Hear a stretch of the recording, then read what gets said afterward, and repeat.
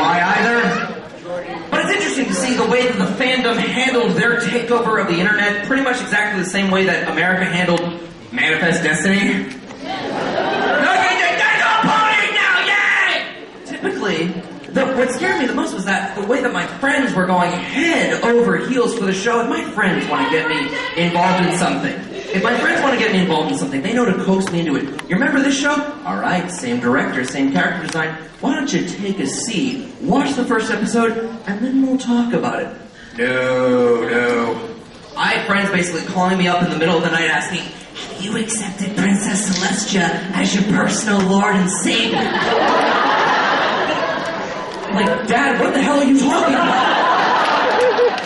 Oh, great. I mean, like, the way the ponies took over and marched at anime conventions was loud and sudden. It was something like having an air horn blasted into your face. No, it was like a pepper spray, but pepper spray, air horn, projectile diarrhea. It was everywhere. And I did give it a shot, and it turns out the one that I enjoyed the most, I like Rarity the pony. I was surprised. I like Rarity a lot.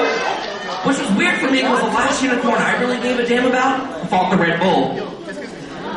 So Rarity is the rich, stuck-up, white bread pony, of course, so she's probably like Connecticut personified. But she's the rich white pony with an eye for fashion, with a sense of generosity, which was weird for me to understand. She was like a Kardashian with talent. I don't know if that can work in your head, but I have problems working in mine. The pony that I look out for the most, the one that freaks me out, Pinkie Pie. Pinkie Pie is the one who is very clearly macking with the writer on the side. She's the one always breaking the fourth wall. She's like the Deadpool of the pony universe. The internet was very right about that. My issue with Pinkie Pie, she is that friend who vanishes halfway through freshman year of college when she discovers there's no such thing as adult supervision. You want to just binge out and eat a 10-pound bag of sugar? Who's going to stop you? She's the bender of that group. Or a full-on sugar bender. You understand? She's that friend that wakes up at the beginning of most semesters like either couch surfing on Rainbow Dash's couch or just on someone's front lawn, a pixie stick shoved up her nose, Mountain Dew dribbling out of her mouth. She's gonna overdo it at one point. She's gonna overdo it on the sugars, on the cupcakes, on the muffins, and just go full out like, I don't know, Elle from Death Note visiting the Willy Wonka chocolate factory. Like Kira on Facebook. Ooh. Like Ninja Master Jiraiya at the Playboy Mansion. Like Goku at a buffet. Like Inuyasha at the National Dog Show up with a bottle of Viagra. Oh! Ouch. You're turning green now, hound dog. Basset hound don't mind if I do. Doberman pincer, Doberman pins you, maybe. She's gonna go full and have so much sugar she won't have mosquitoes anymore. She'll have hummingbirds. Diabetics will feed off of her like a vampire. She'll have a new blood type from A positive to Splenda. The neatest part for me about understanding the pony universe was the cutie mark. I like the idea of the cutie mark. A cutie mark is a little symbol that you get on your ass halfway through elementary school. It's basically a tramp stamp that tells the rest of the world, this is my special talent. This is what I'm going to do the rest of my life. Rainbow Dashes is a weird one. Rainbow Dash has a cloud with a rainbow-colored lightning bolt. So she's either the gay Shazam, or she's the conservative who's going to rain on every gay pride parade imaginable. Which is weird because you can really see her developing a really abusive lesbian relationship with Fluttershy. You like me, don't you? I like everybody. You like me more. That's right. Domestic violence just got 20% cooler. What you going to do about that? The cutie mark is fascinating to me. What if you get a cutie mark that you don't understand what it means? Like you get a fire hydrant one day. Oh, wow, I'm going to be a firefighter. I'm going to save lives. No, dogs are going to pee on me. Leaving it wide open for you, Inuyasha, but it might not be the right boy. I just got my cutie mark last night. It's red and shaped like my girlfriend's hand.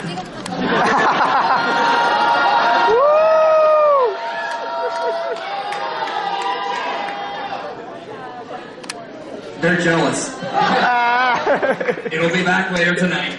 But it's a good thing that the cutie mark only comes in like elementary school, when you still have like dreams and aspirations and crap like that. I want to be an astronaut. I want to be a pop idol. I want to not be like my father. Ah, crap. What do you name your junior? There's a pony in the series named Diamond Tiara. It wears a diamond tiara. It's Cutie Mark, Paris Hilton. You got it. Like I said, it's good that you don't get your period a Cutie Mark.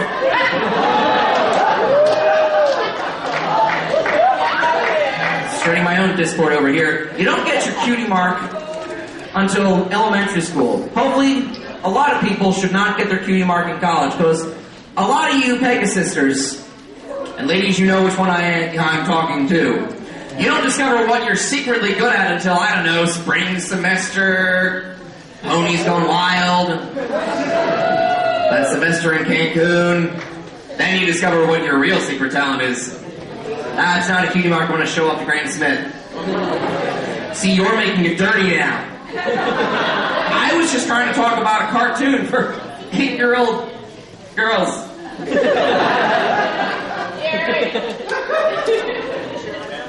I should just outsource my penis now at this point, shouldn't I? I'm still amazed that despite the fact that the geek community, owns everything. Because I'm going to be honest, the geek community is something that doesn't have an age barrier. There's no such thing as a race barrier. There's not a cultural barrier. We don't have political borders. And our nation, our lexicon, our worldwide mythology of inside jokes is called the internet. You have to use it. You have to deal with us at some point. I'm still amazed at how many people don't know the difference between a board game, Candyland, Monopoly, Scrabble, and a tabletop RPG. I love my tabletop role-playing games, my World of Darkness, my Dungeons & Dragons. I accept that there is Pathfinder. But they don't understand the intimacy that you get when you're around a table with 2 days straight with dudes at a convention, rolling dice, creating characters, and creating the story as it's happening. Because I'll tell you this, a good dungeon master is going to give their players challenges and rewards. A great dungeon master gives you Stockholm Syndrome. By the time you're ordering out for pizza, it's been 3 days straight. You have to help us. He's got this locked in his mom's basement since Thursday. Why are you there? He promised me a sword. Maria gets +3 too. I had a grandmother tell me at a convention, "Oh, I understand, Harris. I watched The Big Bang Theory."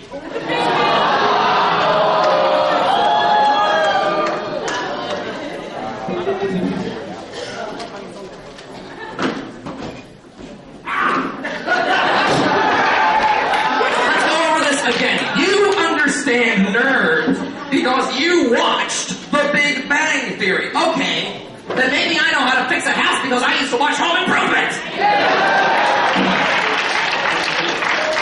Maybe I know how to play Yu-Gi-Oh because I watched the Abridged series on YouTube. I know how to eat people because I watch Shark Week. You will never know that passion that never goes out of fashion. You will never understand what it is to be a geek and to need to understand all of it. Not just why you like it, but all of it, to put yourself into it, to write up a fanfic, to write up a Mary Sue. Have you ever stood outside in the freezing sleet at 1 a.m. because GameStop was releasing having a midnight release of Resident Evil 5 instead of spending home with your anniversary? I remember you from that line. Good to see you again, bro. You have to laugh in the face of an 8-year-old because you just kicked them out of your library's Pokemon card tournament. Wait, you've done that? I was pulling that out of my ass. You guys are terrible. I'm going to do that in my next Pokemon tournament. Doesn't matter that I'm 25 and you're 8 years old. You two will own you.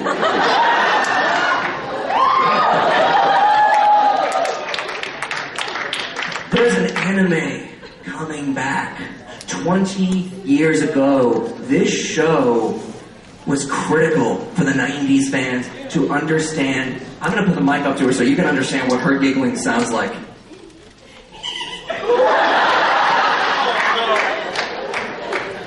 This one's not mine. This is great. 6:30 in the morning, I would run down. I didn't have to be up for another hour. I didn't care. I had to see that season and a half dub of Sailor Moon. And